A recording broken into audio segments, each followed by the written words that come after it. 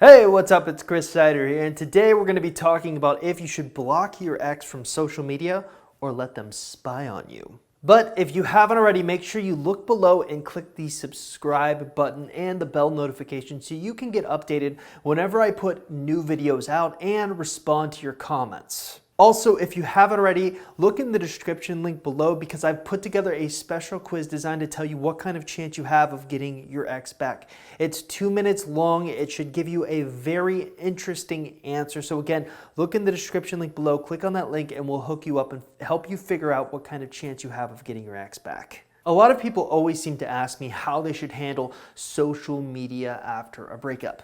There seems to be two camps. On one hand, you have people who think you should block your ex and let them never see anything you're doing. And on the other hand, you have people who think you should use social media to your advantage. So, who is right? What is the best way to handle social media after a breakup? Should you block your ex or let them spy on you? Well, in order to properly answer this, you first need to understand the strategy that I teach to my coaching clients who are trying to get their exes back.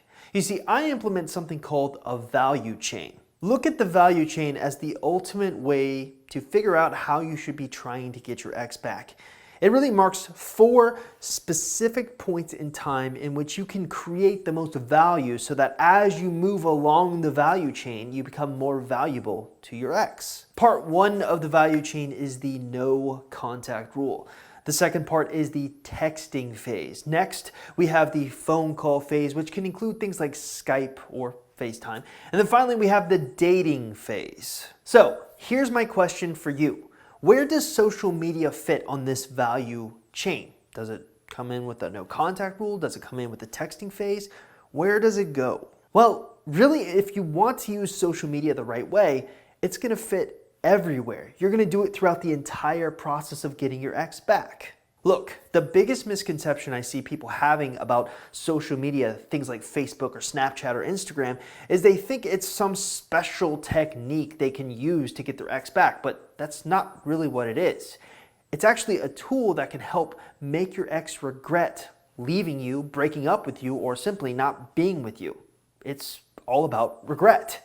In my opinion, social media is a blessing in disguise. 25 years ago, social media didn't exist. If you wanted to make your ex regret breaking up with you or leaving with you or not even being with you, if you wanted them to see you with someone else and create the proper fear of loss that you need to create to really get them to feel regretful, they would have to physically see you on a date with someone else. They would have to hear from it from their friends. And while that still exists now, it's much, much more potent for them to see you on social media. You can post pictures of you going on dates, having fun with friends, making them feel like they're on the outside looking in. 25 years ago, this technology didn't exist.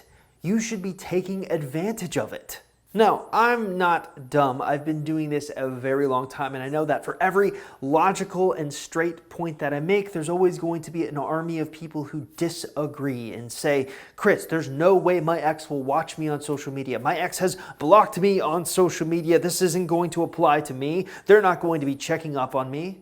But what if I told you you were dead wrong, and I've got the research to back it up? A few years ago, a Western Graduate Ontario student released a study in which she was trying to determine how often exes would Facebook creep on their exes after a breakup.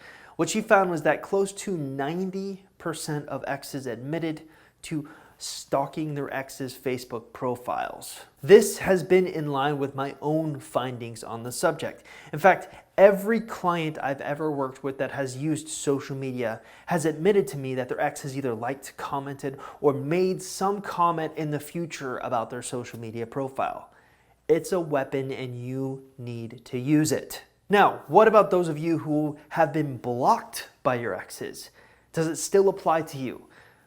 Yes, it does. Believe it or not, there is this little thing called friends, and friends can sometimes give your ex access to their profile to spy on you, and that's exactly what I've seen hundreds and thousands of men and women doing over the years. So again, social media is a weapon even if you think your ex isn't watching.